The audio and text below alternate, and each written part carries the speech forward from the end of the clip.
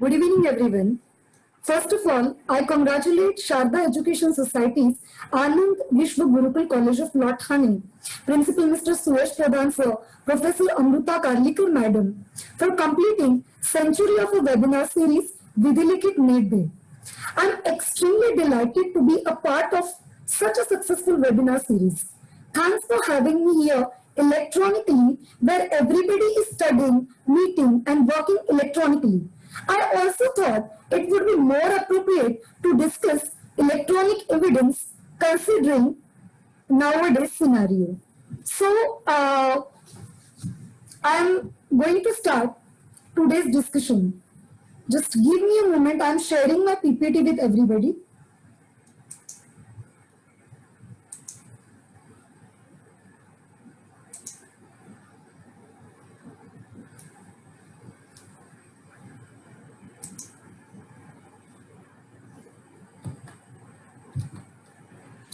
So, I am giving you a brief overview of today's discussion. Following points will be discussed during today's session. The legislations and amendments with regard to digital or electronic evidence, the development concept of digital or electronic evidence, the principles of admissibility of digital or electronic evidence, the legal provisions relating to the proof of admissibility of digital evidence as prescribed in Indian law and law laid down by various courts, the standard of proof and appreciation of digital electronic evidence and case law thereon. And lastly, the cyber forensic processes, which includes search, seizure, and investigation, etc. So, I'm going to introduce you everybody with today's topic of discussion. In today's world, the societal communication happens through the transfer of thoughts from physical world to electronic world. The virtual world revolves around the use of information and communication technological devices such as computers, mobile phones, printers, digital cameras, etc. Unlike real world, the virtual world causes many opportunities for the commission of offenses such as phishing, identity theft, child pornography, and hacking, etc. Electronic information is often relevant in proving or disproving a fact or facting issue which constitutes evidence before the court. Electronic evidence may simply be defined as a piece of evidence generated by some mechanical or electronic processes. It inculcates but not restricted to emails, text documents, spreadsheets, images, graphics, database files, deleted files, data backup files located on floppy disks, zip disks, hard drives, tape drives, CD-ROMs, cellular phones, microfilms, pen recorders, and faxes, etc.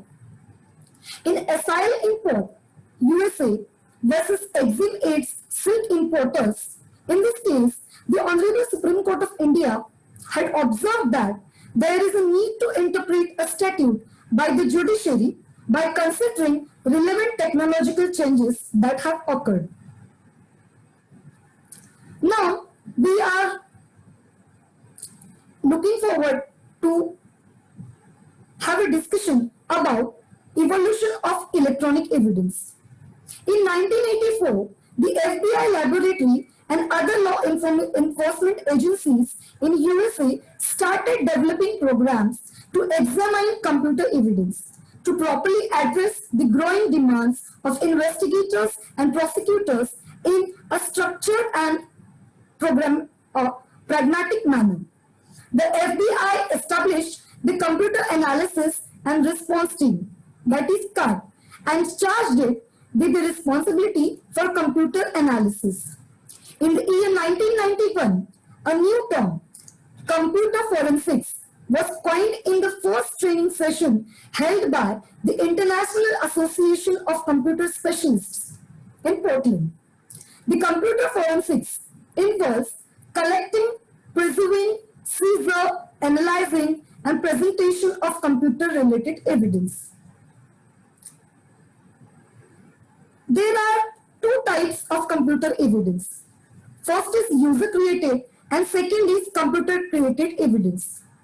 User created evidence includes subscribers' records, images, texts, videos, sound files, web pages, databases.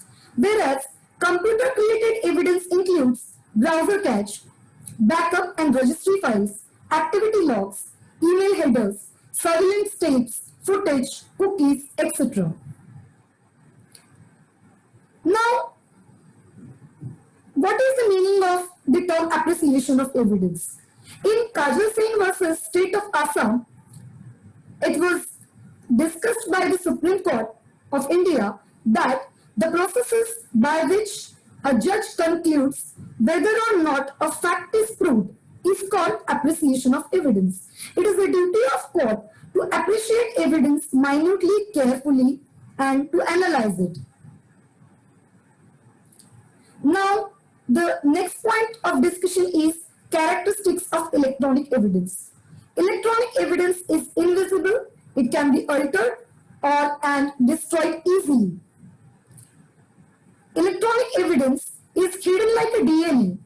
It crosses jurisdiction borders. It can be time sensitive. Electronic evidence requires special tools, equipment, and specialized training. Electronic evidence also requires expert testimony.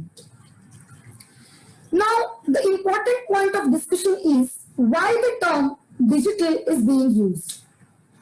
Because it has been broken down into digits, that is binary units of 1 and zeros, that are saved and retrieved using a set of instructions called a software or code.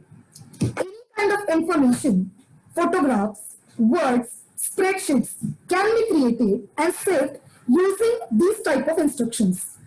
If you can have a look over the input, that is Supreme Court of India, and now you can see the binary equivalent of the Supreme Court of India, which is mentioned below the input. Now, the next point of discussion is e-evidence, primary and secondary. It is a well-recognized principle of law that where primary evidence is available, it is given priority over the secondary evidence. Sometimes the data relating to primary evidence, which is in electronic form, is stored on virtual platforms like cloud, Google Drives, big servers, etc. and on hard drives, CPU as well, which makes it practically impossible to present all these resources in court whenever dispute arises. Hence, now it has become a standard procedure to allow secondary evidence in cases where primary evidence, which is in electronic form, could not be produced.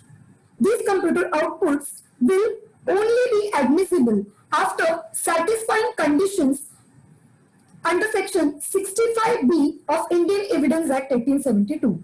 These conditions are only to be complied with in case of secondary evidence, which is in electronic form, and not in a case of primary evidence. Secondary evidence could be printed on a paper, which is stored, recorded, or copied in optical or magnetic media produced by the computer.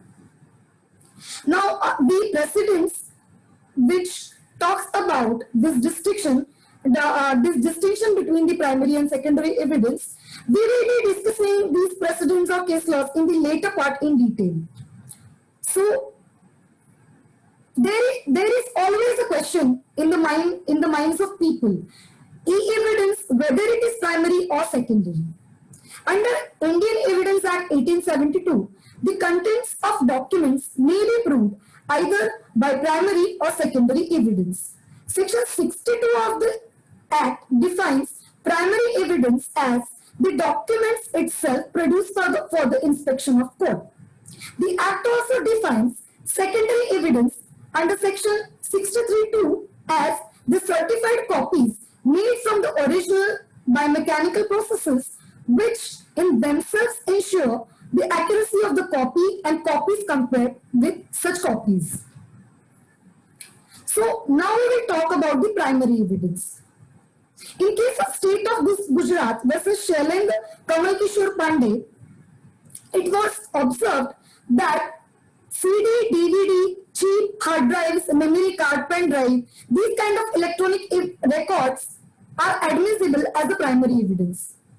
For example, if the memory card in question is a primary evidence, then it is admissible without a doubt.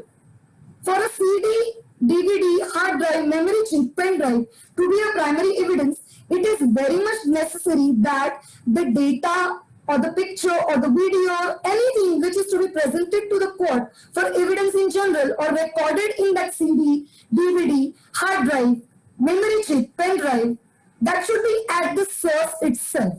In other words, original media should be stored or recorded directly in that memory card, CD, DVD, hard drive, pen drive that was self-generated and created without any human intervention. In the case of CCTV footage, DVR, the virtual platforms like cloud servers or the storage device present in a computer recording and storing, it will be considered as primary evidence. If the video is transferred to a CD, DVD, hard drive, memory chip, pen drive with the help of a computer which was originally recorded through a video camera or other medium, then the memory card of that video camera will be considered as primary evidence. Now, the meaning or the concept of secondary evidence. If the CD, DVD, hard drive, memory card in which data was transferred later on, the same will be admissible as of secondary evidence. If a CD is secondary evidence, that is to say, if it is a copy of original and is a duplicated version, then it has to be passed the test of authenticity by complying with the conditions under Section 65B of Indian Evidence Act. These conditions help to ensure the computer output is authentic, reliable, accurate, and exclusion of the possibility of tampering of the evidence. A certificate under Section 65B(4) was held mandatory to be issued. Otherwise, the secondary evidence in electronic form will not be held admissible by the court. Hence, it is pretty much clear that in cases where the data is self-generated, created, directly recorded in CD, DVD, hard drive, memory chip, and pen drive without any human intervention, the same will be considered as a primary evidence. However, when any such data is transferred or copied to the other electronic device such as CD, DVD, hard drive, memory chip, pen drive with some sort of human intervention leading to even an iota of possibility of someone tampering with the data, in such scenario, such evidence copied or retransferred on different CD, DVD, chip, memory card, etc. will be admissible as of secondary evidence subject to the satisfaction of statutory requirements. You can have a look at some images which inculcate the all kinds of electronic or digital evidence. I am not discussing all the case laws in detail right now because in the subsequent part of our session we are going to discuss all these precedents in detail. Now, the enactment of IT Act 2000 and the amendments with reference to digital evidence.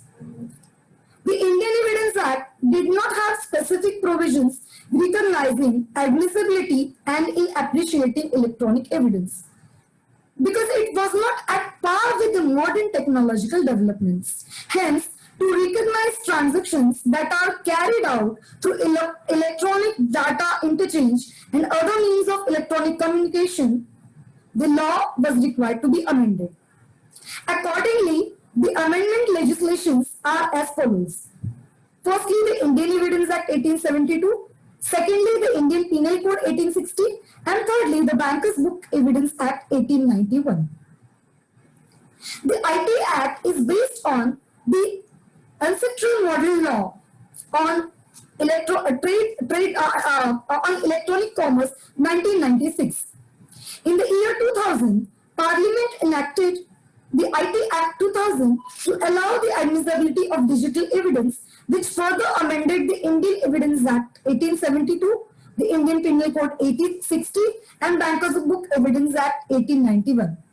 In order to make the electronic evidence admissible, the definition of evidence under Section 3 of Indian Evidence Act has been amended to include electronic records. The term electronic records, as provided under Section 2, Subsection 1, Clause T of IT Act, provides for data, record or data generated, image or sound stored, received or sent in electronic form or microfilm or computer generated microfiche.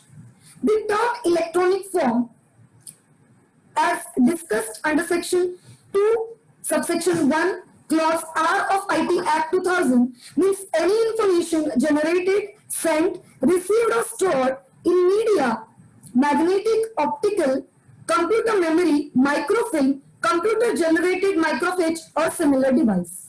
The term information is provided under Section 2, Subsection 1, Clause V of IT Act 2000, which includes data, text images, sound, voice, codes, computer programs, software, and databases or microfilm or computer generated microfiche. Now I am going to discuss the mode of proof and admissibility of electronic evidence under Indian Evidence Act. I am going to discuss some provisions which are extremely relevant. Under Section 17 of Indian Evidence Act, the term admission is defined. It includes a statement in oral, documentary or electronic form which suggests an inference to any fact at issue or of relevance. Section 22A provides that oral admissions regarding the contents of electronic records are not relevant unless the genuineness of electronic record produced is in question. Section 39 of the Indian Evidence Act provides for the statement as a part of electronic record. When any statement is a part of electronic record, the evidence of electronic record must be given as the court considers it necessary in that particular case to understand fully the nature and effect of the statement and circumstances under which it was made. I can give you an example in case of electronic evidence. Call details record, that is CDR, is considered as electronic evidence as defined under Section 39 of Indian Evidence Act. Now about the admissibility of electronic evidence. Section 5 of Indian Evidence Act provides that evidence may be given of the facts in issue and relevant facts. Section 136 of Indian Evidence Act empowers a judge on the admissibility of the evidence. Section 65A, special provisions as to evidence relating to electronic record. It provides that the contents of electronic records may be proved in accordance with provisions of Section 65B. Section 65B of Indian Evidence Act, which is extremely important section for the today's purpose of discussion, it provides regarding a provision regarding the admissibility of electronic records. It starts with a non-obstant clause stating that notwithstanding anything contained in this act, any information contained in an electronic record which is printed on a paper, stored, recorded or occupied in optical and magnetic media produced by a computer shall be deemed to be also a document if the conditions mentioned in this section are satisfied in relation to the information and computer in question shall be admissible in any proceeding without further proof or production of original as evidence of any contents of original or of any fact stated therein of which direct evidence would be admissible. When we discuss Section 65B of Indian Evidence Act, there are two extremely important things. That is, Section 65B subsection 2 And another point which is of utmost importance is section 65B subsection 4. Firstly, I am going to have look over the subsection 2. The conditions referred in subsection 1 in respect of computer output shall be the following. The computer output containing the information was produced by the computer during the period over which the computer was used regularly to store or process information for the purpose of any activities regularly carried on over that period by the person having lawful control over the use of computer. See, there are 2-3 important things. For example, firstly, the computer has to be used regularly to store or process the information, and that too by the person who is having lawful control over the use of the computer. Secondly, during the said period, the information of the kind contained in the electronic record or of any kind from which the information so contained is derived was regularly fed into the computer in ordinary course of said activities. So, when this person who has authorized control over the computer is conducting the ordinary course of the activities, that the information has to be fed into the computer regularly. Thirdly, the computer, it is very much important if that computer was operating properly or not. If not, then in respect of any period in which it was not operating or was out of operation, or if at all there is accuracy of its contents, that the person who has authorized control has to be in a position to explain all those details. The information contained in electronic record reproduces or is derived from such information fed into the computer in ordinary course of the said activities. Now I am going to discuss directly section 65B subsection 4. In any proceedings, these are mandatory conditions to be fulfilled for the admissibility of any electronic evidence.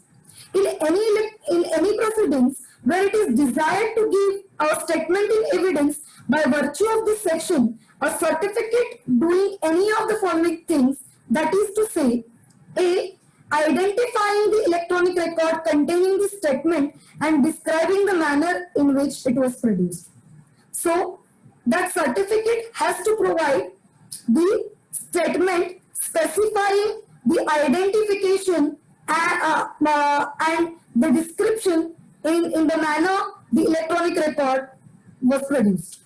Secondly, particulars of a device will have to be specified in that particular certificate regarding the device which is involved in the production of that electronic record, as may be appropriate for the purpose of showing that electronic record was produced by the computer.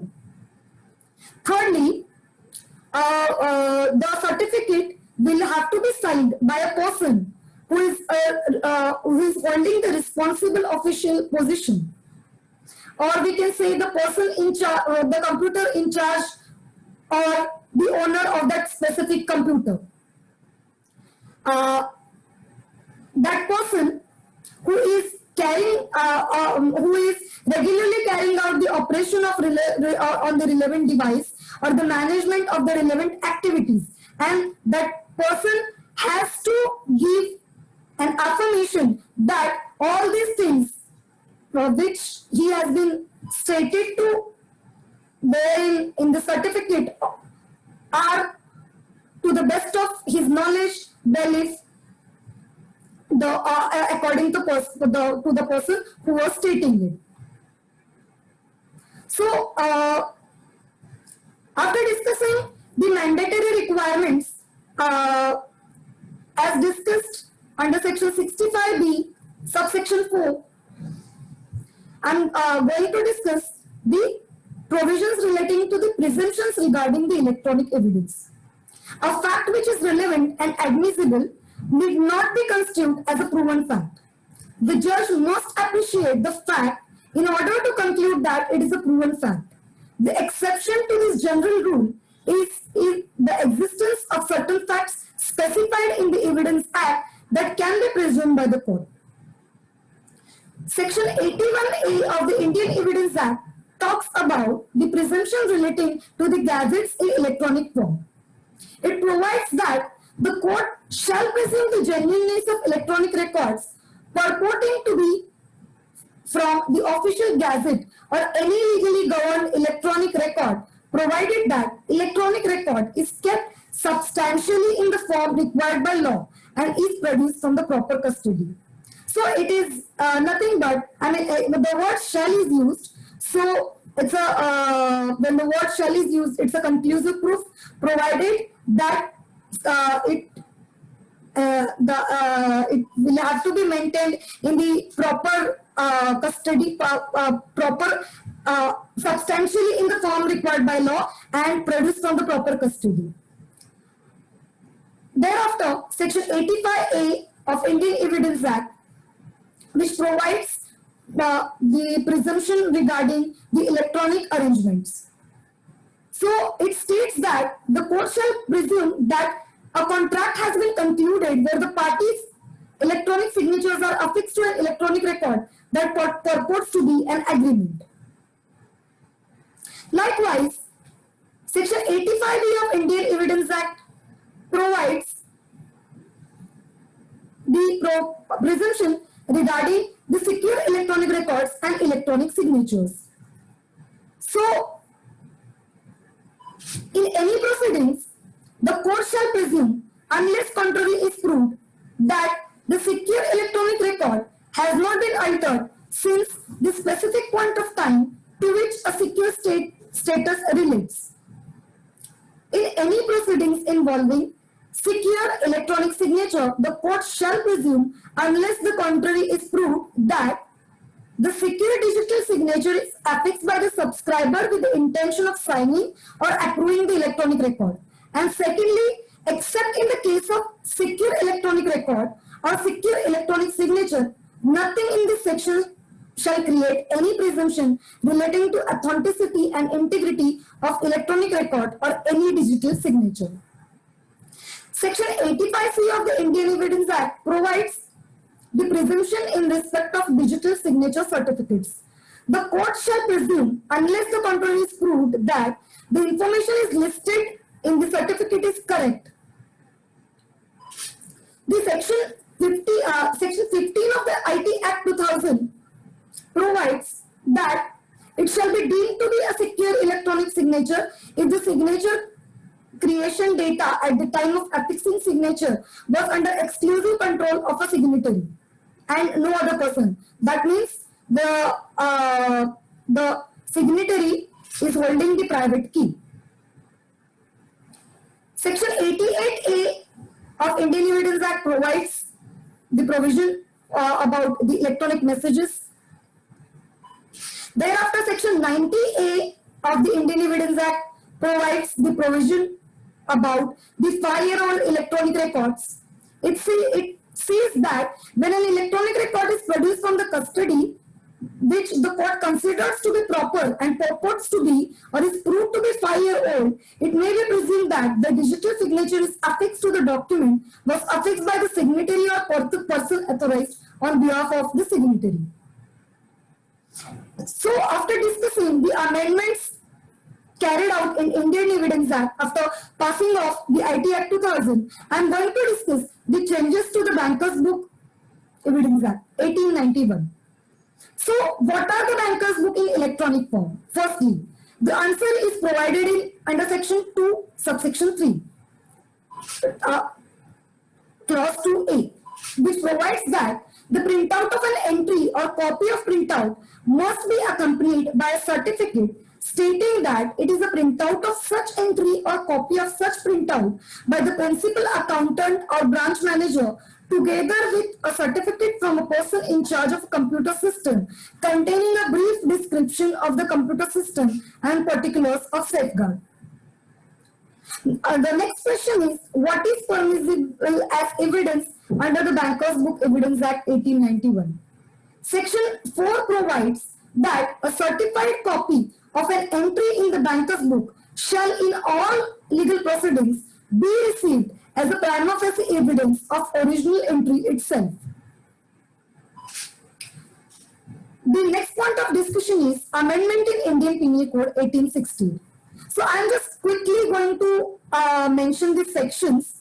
Section 172, Section 173, Section 175, Section 192 and 193, Section 204, and then Section 463 and 465 have been amended after passing of the Information Technology Act of 2000. So now the important part of today's discussion. What are the implications through the judicial decisions? Despite the admissibility of electronic records in evidence, the courts are finding it very much difficult to cope up with the issue of integrity and authenticity of electronic evidence that attach weight to it. So I am going to divide these implications in two parts. Firstly, admissibility, which was discussed prior to the Act of 2000, and as admissibility of electronic evidence, which has been discussed after the passing of the IT Act 2000. So, the first type of electronic evidence is printouts. Firstly, in Tada Court, Bombay bomb blast case regarding Sanjay Dutt's call records, the court observed that the printouts are not copy of the magnetic tape because the tape by itself cannot be termed as a document. Court also stated that it does not fall within the definition of document under Section 3 of the Indian Evidence Act. It was therefore ruled that the printouts were a primary evidence. Now, regarding the audio recordings, prior to the IT Act 2000, it was considered that original audio and tape recordings were very much accepted as a valid source of evidence based on the standard of proof. Standard of proof is extremely important, as audio tapes could be altered, erased, and recorded. Hence, while accepting them as evidence, there are various factors to be considered. As stated in Ramsey and others case, these factors involve the establishing the voice of the speaker, its accuracy, relevancy, exclusion of the possibility of tampering or manipulation, appropriate custody, and clarity of the audio in question. If a tape recording is good enough to pass all these tests, then there remains no gray area pertaining to its admissibility. Some of the cases, I have mentioned some of the cases wherein the audio tape recording was considered as an admissible evidence, and the cases are mentioned as under. Rupchand's case, decided by Punjab and Haryana High Court, Dr. Pratap Singh versus State of Punjab, the Yusuf Ali Ismail Nagri versus State of Maharashtra, and R.M. Malkani versus State of Maharashtra. Decided, the last two cases are decided by Supreme Court of India. Now, I am going to discuss about the tape recording as an admissible evidence prior to the IT Act 2000. Tape recordings were considered as res geste, meaning thereby they were considered relevant to the case and also as admissible evidence. Admissibility of tape recording is settled long before in multiple case laws, and these are taken as documents under Section 3 of the Indian Evidence Act 1872, which stands on the same footing as photographs, and they are admissible in evidence on satisfying certain conditions with respect to identification, accuracy, and relevancy of the voice recording. And the same has been held in the case of Ziauddin Bukhari's case by the Honorable Supreme Court. So, prior to the amendment of Indian Evidence Act, the court used to fall back on the basic provisions to decide the admissibility and value of such record. So now I am going to discuss the admissibility of electronic evidence after passing of the IT Act of 2000. So the first type of electronic evidence is satellite sketches. In case titled as Messrs. B.S. Land and Sons vs. State of Maharashtra 2009, it was stated that even the satellite sketches produced in support of allegations were held admissible for evidence. Thereafter, by discussing the ATM machine's admissibility, the Honorable Apex Court in P. Padmanabh versus Messrs. Syndicate Bank Limited 2008 disbelieved the extract of transaction in the ATM machine for want of compliance with the provisions of Section 65B(4) of the Indian Evidence Act and held thereby that clear admission of manufacturing of either ATM machine or computer was present and therefore provisions of 65B(4) cannot be pressed into the service by the plaintiff. Thereafter, the point of video recording. So, with regard to the admissibility of video recording, the same evidentiary value as that of an audio recording.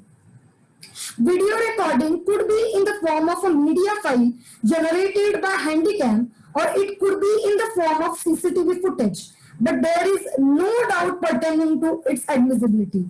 It was held in Siddharth Vashisht versus State of NCT of Delhi 2007. When video recording is to be submitted in the court of law, it can be submitted as a primary evidence. If the memory card, CD, DVD, hard drive, along with the video camera through which the file was generated are tendered in the evidence, then it will be considered as a primary evidence. I have already discussed all these aspects initially when I made a distinction between the primary evidence and secondary evidence in case of electronic evidence. In cases where primary evidence is not available or not practically possible to be submitted in a court, a copy of such video recording created through a computer program is admissible as secondary evidence subject to conditions mentioned under Section 65B(4) of Indian Evidence Act. So now about the search seizure. In the matter of Punjab and Amritsar beverages 2006, it was held that the proper course of action for officers in such cases was to make copies of the hard disk or obtain a hard copy, affix their signatures or official seal on the hard copy and furnish a copy to the dealer or person concerned. So, in this case, basically the procedure of search and seizure was discussed. We are going to discuss the procedure to be followed in case of search and seizure of electronic evidence in the subsequent part as well. Now, evidence recorded on CD. Admissibility of this kind of evidence. In Jagjit Singh versus State of Haryana, it was held that the electronic evidence placed on record was admissible and upheld the reliance placed by the speaker on the recorded interview when reaching the conclusion that voices recorded on CD were those of persons taking action. In State of Gujarat versus Shailendra Pandey 2008, Supreme Court held that the CD itself is the primary and direct evidence and admissible. But for consideration of CD as of evidence, it has to be proved that the same has been prepared and preserved safely by independent authority like police. Now, the admissibility of mobile phones as of electronic evidence. Mobile phones can be very useful resource when it comes to electronic evidentiary value. It was discussed in Om Prakash versus State of MP. Thereafter, in case of State of NCT of Delhi versus Firoz Khan 2016, it was held that the mobile phones can be used for tracing location, call records, submitting media like pictures and videos. If media files which are generated through mobile phones are to be submitted in the court as of evidence, then in those cases, the mobile phones along with the memory card, if any, which was used to store those files, is to be submitted in the court. Thereafter, in case of Kamal Patel versus Ram Kishore, in the year 2004, Madhya Pradesh High Court held that media generated through mobile phones can also be submitted like other secondary evidence, which is by transferring data to CD, DVD, hard drive, etc. with the help of computer and submitting it with a certificate in accordance with section 65B(4). Now I am going to discuss the admissibility of intercepted telephone calls. The case of State of NCT of Delhi versus Navjot Sandhu, which is partially overruled, dealt with the proof and admissibility of mobile telephone call records. A submission was made on the behalf of accused that no reliance could be placed on the mobile telephone records because the prosecution had failed to produce a relevant certificate under section 65B(4) of the Indian Evidence Act. The Honorable Supreme Court concluded that a cross-examination of the computant witness acquainted with the functioning of the computer during the relevant time and the manner in which the printouts of the call records were taken was sufficient to prove the call records. The case is partially overruled now. In the matter of Ravikant Sharma versus State 2011, it was held that call details record is not direct computer printout of the data available in the computers or servers of the telephone company. As the telephone data has been tampered with, it cannot be relied upon to base the conviction of the accused persons. So now admissibility of electronic evidence as a secondary evidence. So this case is extremely important. Please note this case, Anwar PV versus PK Bashir, 2012. In this case, appellant sought the direction to set aside the election of the elected candidate on the account of corrupt practice and produce CDs which were made after recording the speeches, songs and announcement using the instruments and by feeding them into the computer. It was held that since CDs produced were not certified, the same were not admissible as secondary evidence.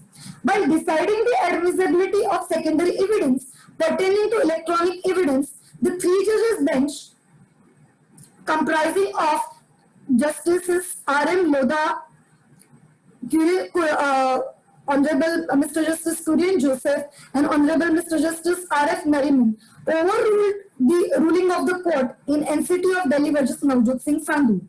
To that extent, the bench noted that the court in the aforementioned mentioned case omitted to take a note of section 59 and 65A of Indian Evidence Act 1872.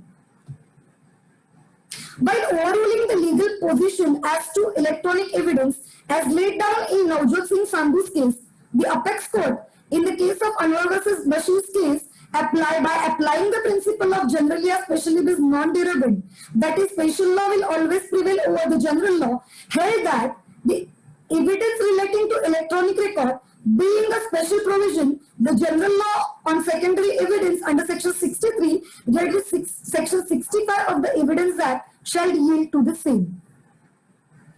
Thereafter, I am going to discuss the CCTV footage, call records and SIMs admissibility. So, this is the case of Tomaso Bruno versus State of UP. This case is also overruled.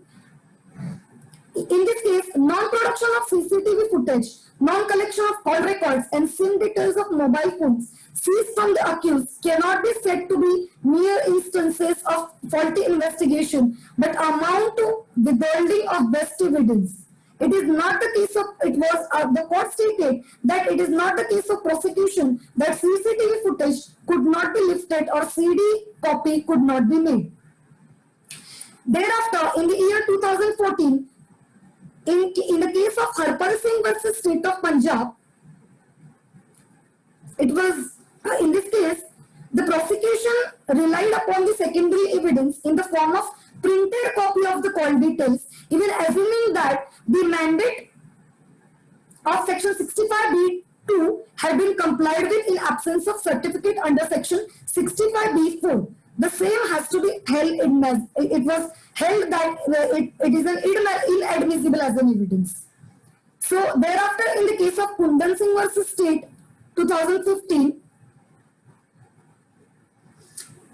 court gave a three-pronged test as an important test. First point is document in question is an electronic that has to be an electronic record, that the same has to be produced by a computer, and thirdly, the same has to be accompanied by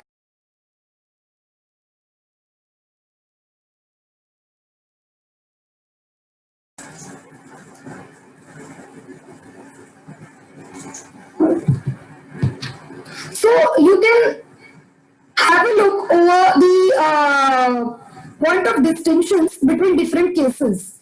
I have provided the chart herein.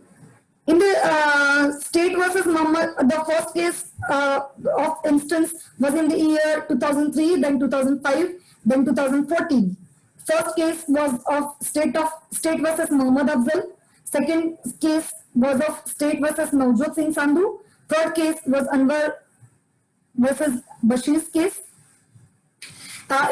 In the year 2003, in State versus Muhammad Afzal, first time test for admissibility under section 65B was considered.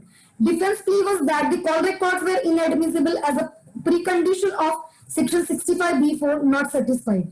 Prosecution submissions was the conditions of section 65B2 were met by oral testimony. High Court upheld the prosecution's case. We have already discussed the case of State versus Navjot Singh Sandhu, wherein it was held that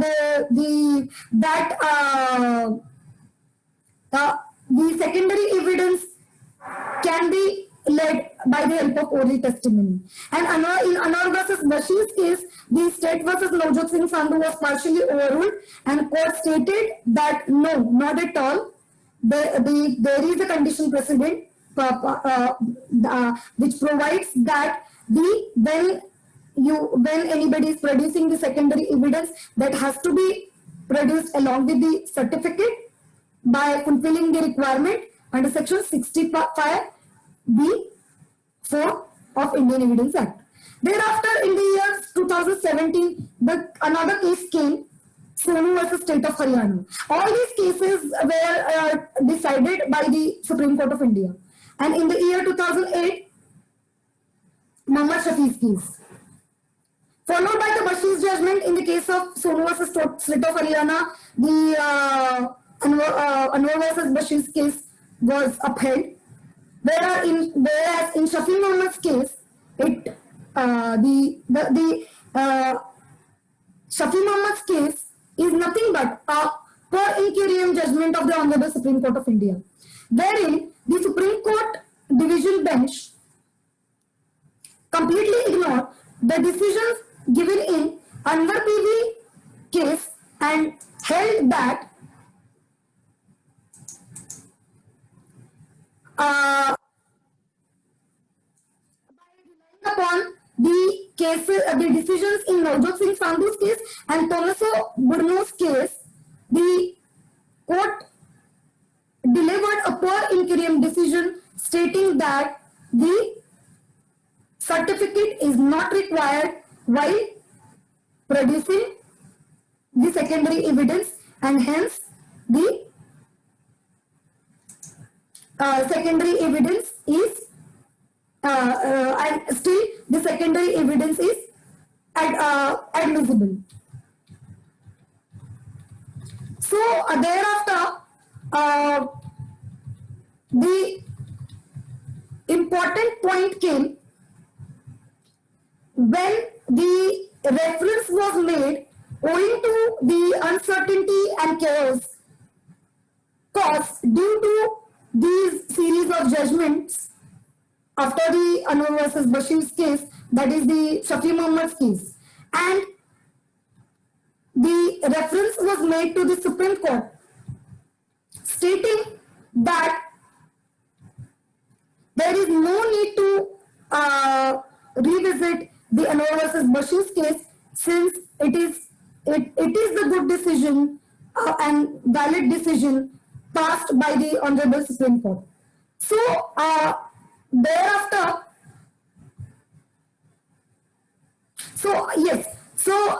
the reference was made in case of Arjun Pandit Rao Kotkar versus Kailash Gorakhpuyal.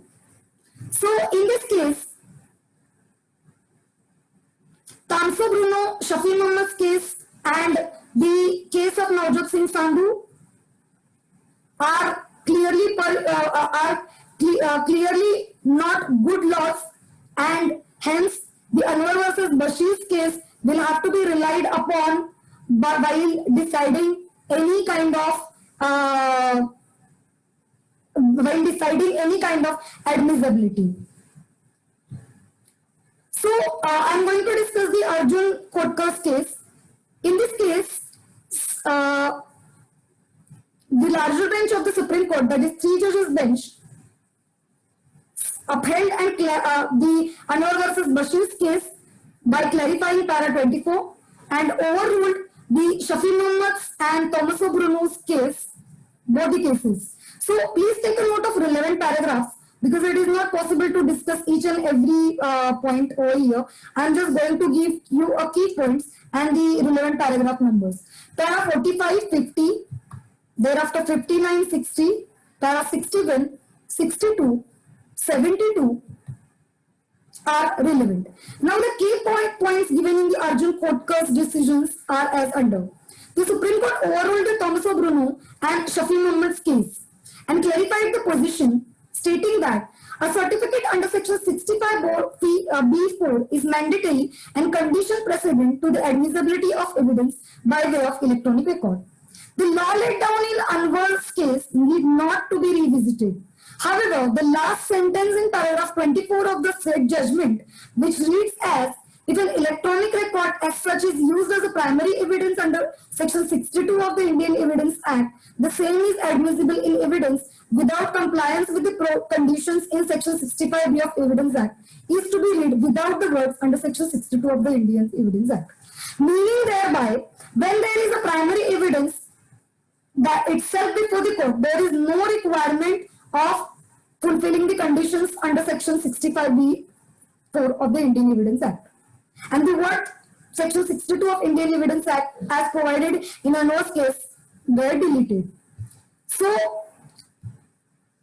thereafter, however, when the primary evidence is huge or it is impossible for anybody to produce such kind of evidence before the court, then the same can be done by the owner of laptop computer by stepping into the witness box and proving that the concerned device on which the original information is first stored is owned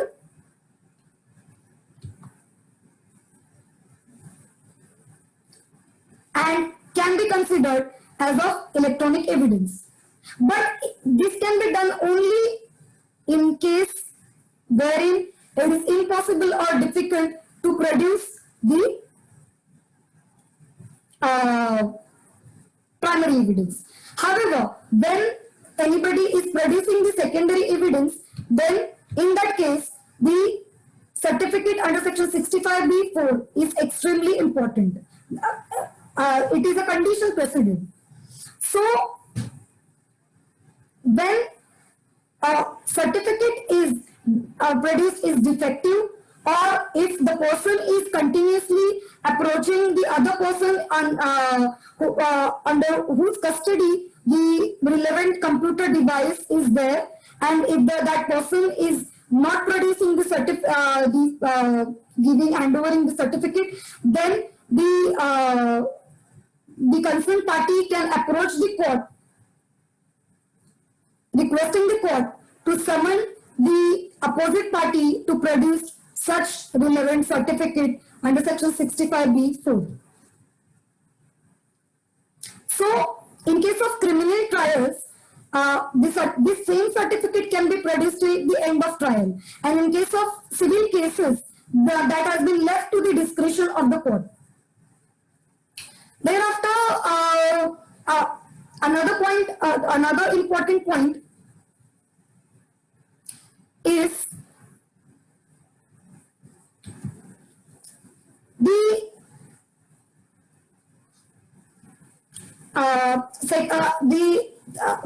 the supply of a document. Supply of a document, meaning thereby the electronic document, is an essential requirement, and the same has to be given to the accused person so that the accused person can rely upon the said electronic document while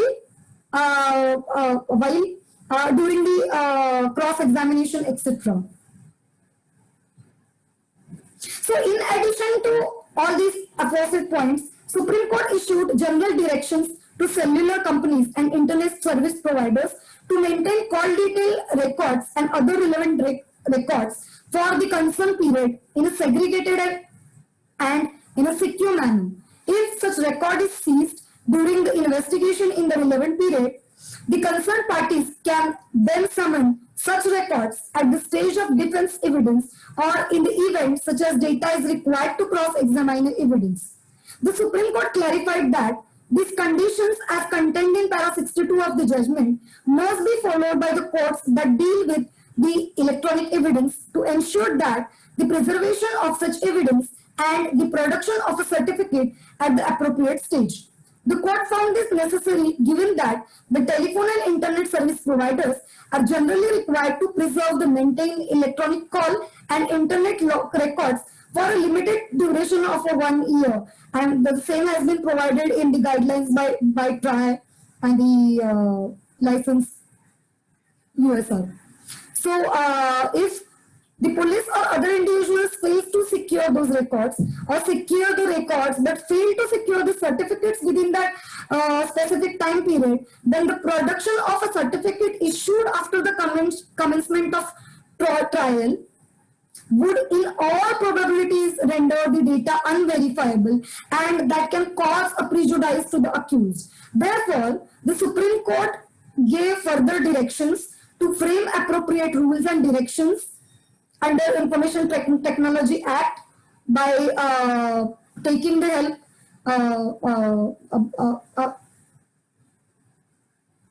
regarding the inclusion of retention of data involved in trial of offences, the segregation, rules of chain of custody, stamping, record of maintenance for the entire duration of trial and appeals, and also in relation to preservation of metadata to avoid the corruption as well.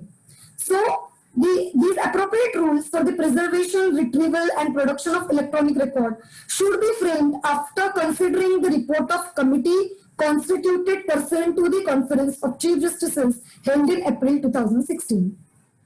In this case, Kotkar's case, respondent tried a lot at every stage to procure a certificate from the other party. However, the other party willfully refused to give the certificate. So ultimately, the equitable consideration was afforded by the Supreme Court, and the submission of this certificate was waived. So I am just showing you the standard format of certificate for compliance under section 65B of Indian Evidence Act. You can see there is an affidavit. In this affidavit, all the conditions, all the particulars of the device, then the conditions mentioned in the 65(4)B regarding the fine working of the concerned instrument or equipment, the feeding of the data, etc. Everything is mentioned in the affidavit. So thereafter, I am talking about the appreciation of e-evidence. Appreciation of e-evidence by various courts. So, examination of a witness by examination of a, just give me a second, there is some technical problem.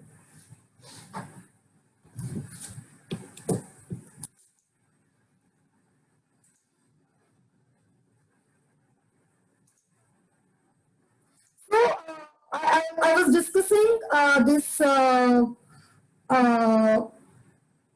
appreciation of evidence in cases of video conferencing. So in Praful Singh's case as well as the Bakchi's case, it was held that the video conferencing is the proper mode through which the evidence can be recorded. So thereafter, in another case of Karnataka High Court,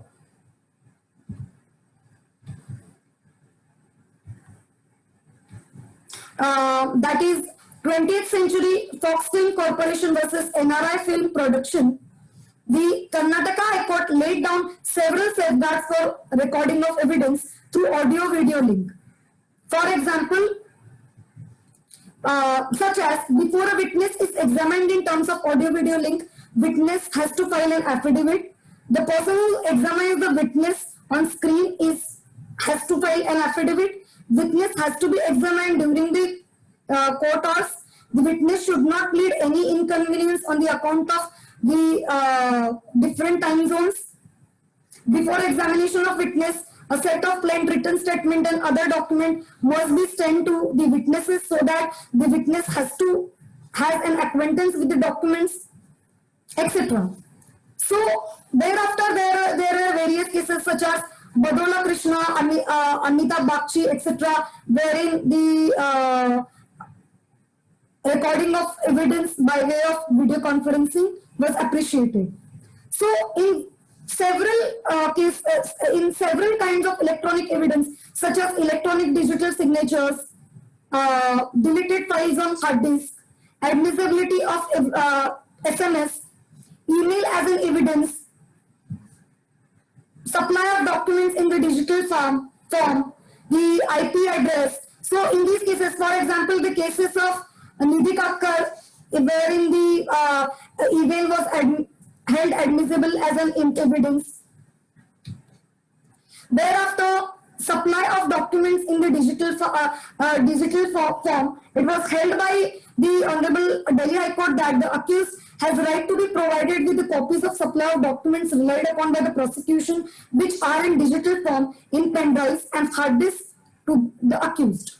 So, in case of IP address, in case of Sanjay Kumar India, court said that the section 79 will not grant immunity to an accused who has violated the provisions of Act by committing the act of obscenity, by allowing the material to be there on his website. In the Avnish versus Bajaj case, and in Sanjay Kumar India's case, the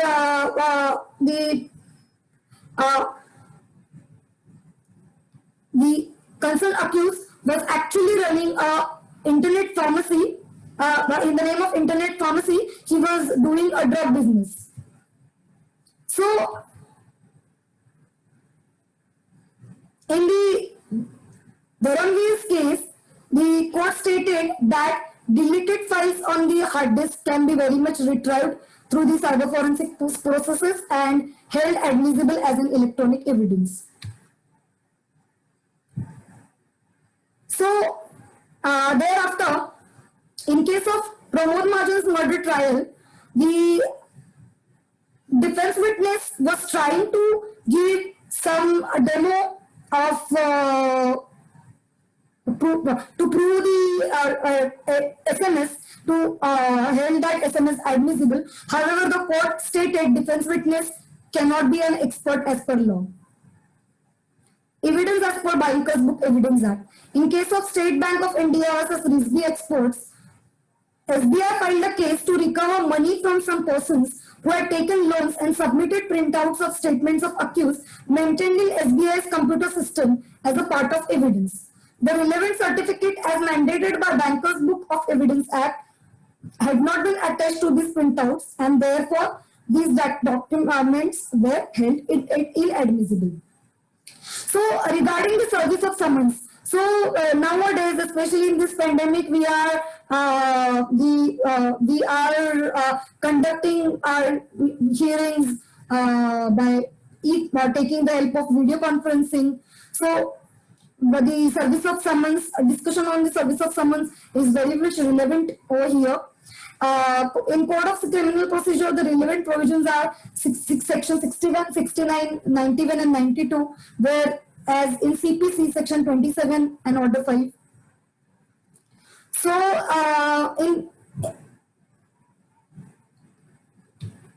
there are several cases wherein the service through email and WhatsApp has been considered as a proper service. So I'm just giving you some names of some cases. Krishna Texport Industries Limited case, thereof Central Electricity Regulatory Commission versus National Hydrochloric Power Corporation Limited, thereafter Indian Bank Association versus Union of India's case. So in Tata Sons Limited versus John Doe's, Delhi High Court also served summons via WhatsApp. However, a district court, Patiala House Court, Delhi, has reached to the conclusion that service through WhatsApp or email is not a matter of right. Thereafter, an important case, that is Suo Motu Writ Petition Civil number 3 of 2020, recently wherein the Supreme Court allowed the service of summons as of appropriate service, which can be effected by email, fax, WhatsApp, Telegram, etc. However, even if one is sending the summon by way of alternative service, the email has to be sent in addition. So I have already discussed the evidentiary value of CDR while discussing the Arjun Khotter's case. Thereafter, I am giving you an example. I was while discussing CDR, I talked about the application under Section 91 CRPC, wherein one can request the court to summon the other party to produce document or other thing. So you can see this format. By taking the help of this, one can request the court to direct the concerned service provider to retain and preserve the CDR records till the end of trial. So this is the application. Thereafter, I am going to talk about the last part of the today's discussion, that is cyber forensic processes. So I have already told you the meaning of cyber forensics, that is search, seizure, identifying, preserving, analyzing and presenting electronic evidence in the manner that is legally acceptable in any judicial and administrative hearing. Cyber forensic is divergent from traditional branches of forensic science. So what are the do's and don'ts to be followed during cyber forensic processes? Firstly, never work on the digital evidence. And secondly, methodology for analysis is case dependent. There are cyber forensics labs in our country.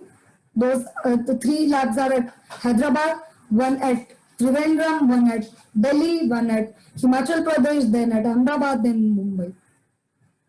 There are 6 stages of cyber forensic processes. First is identification, second is acquisition, third is authentication of evidence, fourth is analyzing the evidence, fifth is documenting the evidence, sixth is chaining the custody of evidence, seventh is transporting and sorting of digital evidence, and last is testimony, that is expert opinion, recording the expert's opinion. So I have already discussed the other aspect initially, the computer stored and computer generated evidence, and the evidence which is computer stored as well as computer generated. Initially we have discussed the evidence which is stored with human intervention and without human intervention. Thereafter, the important part of the cyber forensic processes is hash value. Hash value can be thought of as a fingerprint of any file. It is a way to represent a piece of electronic data with unique numerical values by applying a mathematical algorithm to the data. Two files with exactly same bit patterns should hash to the same values using the same hashing algorithm. Two algorithms, the hash value is nothing but a fingerprint. Like we have our thumb impression, it is a fingerprint of file. Please do remember. So there are two hashware algorithms presently working, that is MD5 and SHA-1. So there are uses of hashing for the verification and to identify and eliminate from analyzing all the files that contain two potential evidence. So I'm giving you an example, the image which shows the way or manner in which the hash value is calculated. You look at this input dog. The MD5 or SHA-1 is applied and then the result is hash function. Then to the word dog, the other words have been added. The brown dog runs down the hill. Then SHA-1 or MD5 applied, the hash value changes. The brown dog leaps down the hill. The terminology or wordings have somewhat changed. After applying the algorithm, the hash value is changed. So even if you add single comma to the sentence in between the word, hash value changes. Now you can see the other image which shows the original hard drive and the clone hard drive. The hash values of both these hard drives are one and the same. So when there is no notification for CyberLab, then what can be done? So in absence of notification under section 79 of the IT Act 2000, the provision under section 293 CRPC is admissible. Section 79A of the Information Technology Act provides a power to central government to notify examiner of electronic evidence for the purpose of providing an expert opinion for evidence before any court or any other authority by notification in official gazette, any department, body or agency of central government or state government as an examiner of electronic evidence. However, when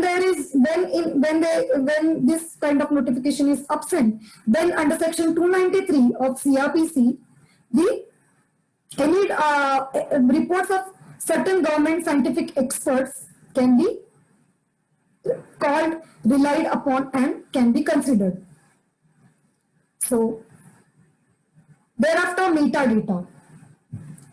The metadata is very much extremely important part of the cyber forensic processes. Metadata is essentially a data about data, a set of data that describes and gives information about the other data. For example, the examples of metadata are author, date created, date modified, file size. These, I mean, whom, by whom, when, how, all these things, things which are providing the information about the data are considered as metadata.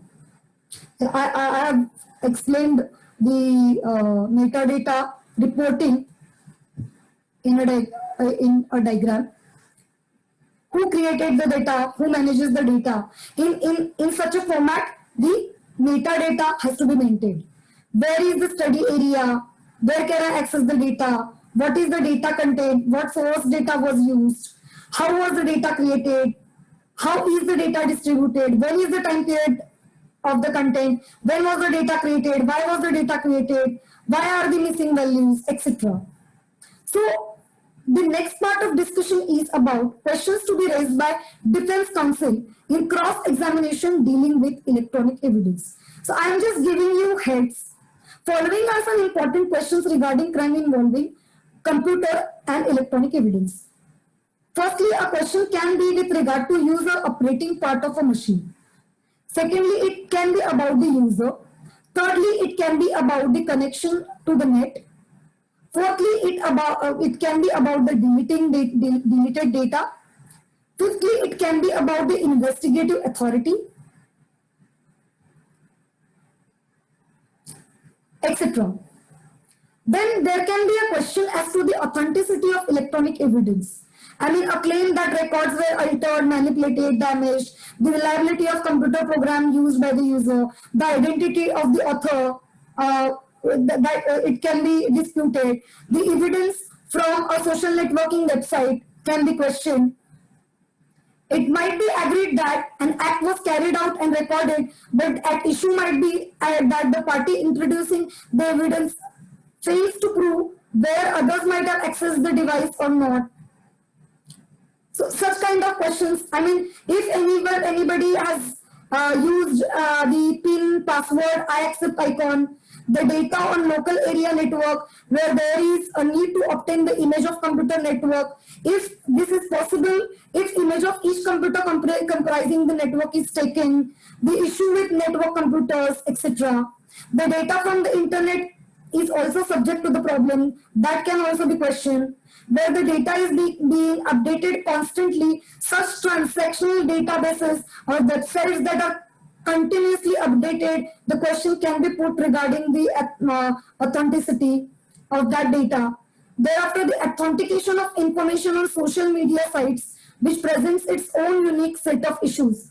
Firstly, it makes difficult to establish the author of the content, the document, because social media sites often have a number of people writing to the one page, and secondly, proving the identity of the author can be very much difficult since it is possible to create an internet profile without having to prove the identity. Therefore, the question can be asked regarding the identification of the author as well. So, what can be the common investigation mistakes during the conduct of cyber forensic processes? Failure to collect and preserve the electronic evidence, failure to label the electronic devices media, failure to calculate the hash function of the collected electronic data, failure to record details of the computer forensic examinations in the charge sheet may lead to discharge or even acquittal of the accused. So you can see I have cited one image which describes the cyber forensic report. You can see everything is mentioned in the report. So this way the report has to be prepared. The device details have been given. I had told the minute details of the device, driver information, the sectors on the hard drive, the driver type, then the entire information of the device, version of the system, everything is mentioned, everything. So you can have a look over the second image of cyber forensic processes. In this image, you can see the computer has been exhibited. The government hard disk has been used to save the image of the hard drive. The clone disk, that means by using write protection device, the original hard disk can be free from the contamination and the original has to be preserved. You can see over here. So we have discussed almost everything, all the legal provisions which as amended after the passing of IT Act, all the provisions of Indian Evidence Act, Bankers Book Evidence Act, Indian Penal Code. Thereafter, we discussed about the admissibility of electronic evidence, wherein we discussed the condition precedent for the admissibility. Thereafter, we step by step we discussed this. Right from the Mohammad Afzal's case, Navjot Singh Sandhu's case, Torso Bunno's case, Shafi Mohammad's case, Anwar Bashir's case, to the recent July 2020's decision of larger bench decision regarding the admissibility of electronic evidence. We have discussed everything. Thereafter, the cyber forensic processes. We discussed about the appreciation of evidence and how the court precisely appreciated the email, the IP address, the copy of the hard disk, the deleted sectors on the hard drive, the SMS, the CD, the tape recorder, the video recorder, the CDR. We have discussed admissibility and appreciation of every single kind of electronic evidence. We also looked upon the distinction between the primary evidence and secondary evidence in case of electronic evidence. So also the computer stored evidence and human are automatically stored on the computer and stored and generated. I mean, generated by the computer and stored with the help of human intervention. Thereafter, we saw the various steps involved in the cyber forensic processes as well. So also we saw the various questions which can be raised by the defense counsel. I mean, we have discussed almost everything. So to conclude today's topic, I would say once the digital or electronic evidence is admitted, the presiding officer has to decide what evidential weight to attach thereto. The following cautionary observations of Law Commissions of England are very much relevant here. I have quoted specifically these observations. If computer output cannot relatively readily be used as evidence in criminal case, much crime would in practice be immune from prosecution. On the other hand, computers are not infallible. They do occasionally malfunction as well.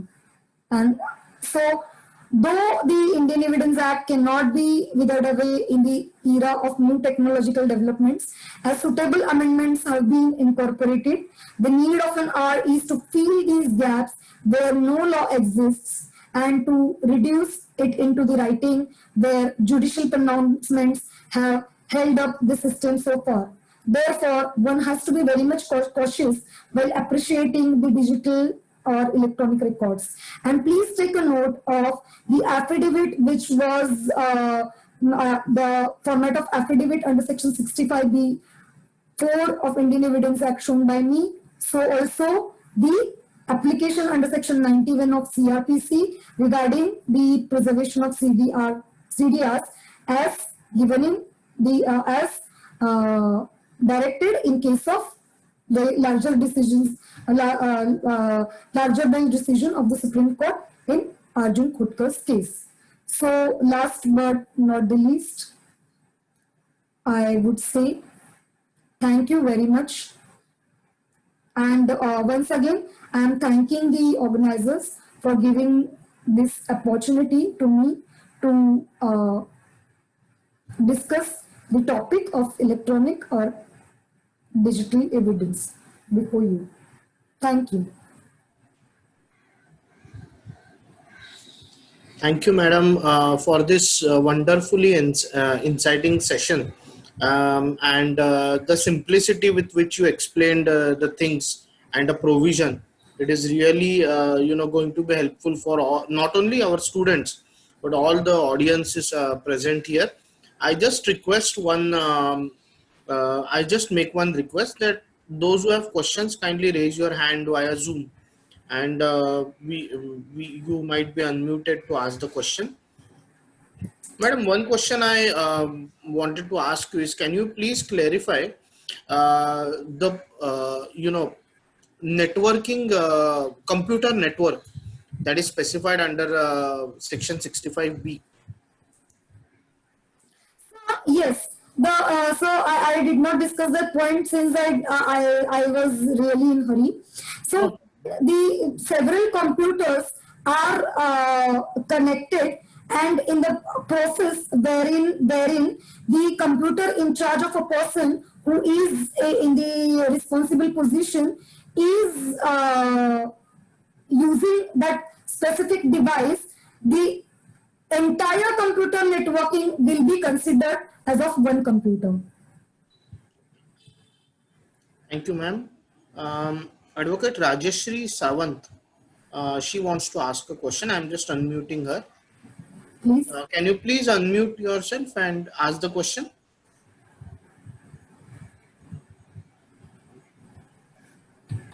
Uh, good evening. Just I want to, can you share the screen about the certificate under 65B, because that time I was unable to see the screen of your.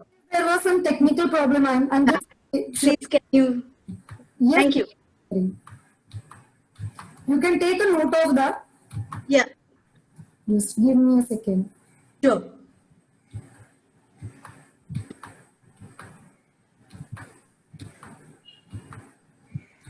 And one should always be careful about the contents which are mentioned in the affidavit.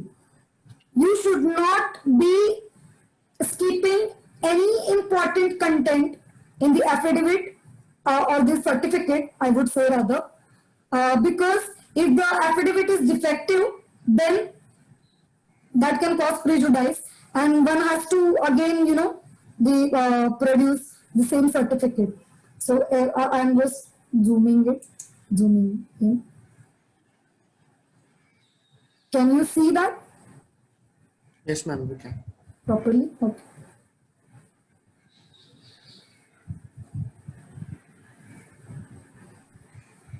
So I've just drafted. You can simply, one can simply give oneself, the details about oneself. Thereafter, details about the capacity in which the person was working in the specific organization. Thereafter, the details of the device, and one has to specify that the specific device was very well working at the point of time when the printout was taken. Secondary evidence is nothing but the printouts of the primary electronic evidence supported by certificate under section 65B4. Everything is mentioned. You can just see.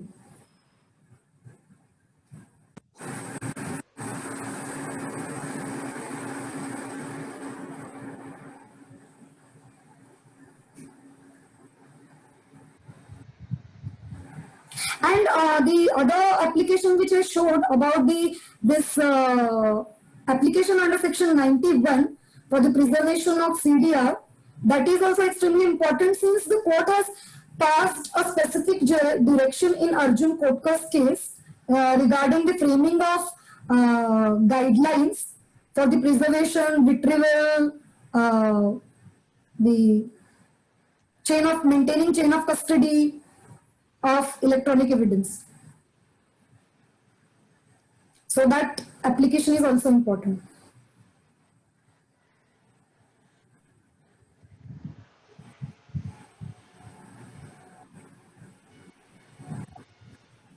I think, ma'am, there are no further questions right now. So can we go to the concluding part, if you permit? Yes, please, sir, please. I request our Professor Sanika Sheth, madam, to kindly propose the vote of thanks for today. Over to you, Sanika, madam. Good evening, everyone. I would like to extend my vote of thanks, especially to Advocate Mrunal Bua madam, who has given us so much of time and effort to make time out of her busy schedule, and she has also made a PowerPoint presentation for us. Thank you, ma'am. It was really great listening to you, and you have given us a tremendous inspiration and knowledge about this subject. I would also like to thank all the members of Sharda Education Society, especially the management and Secretary Dr. Pradeep Dhawar sir, and also to our Principal of AVG Law College, Advocate Suyash Pradhan sir. Lastly, I would like to extend my thanks to all the teaching and non-teaching staff of AVG College, and also the students who are the regular attendees of these webinars. Thank you, madam. Thank you. Thank you so much, madam. I am now ending the session for everybody. So everybody's window shall come to shall get closed. Okay. Thank you so much. Thank you.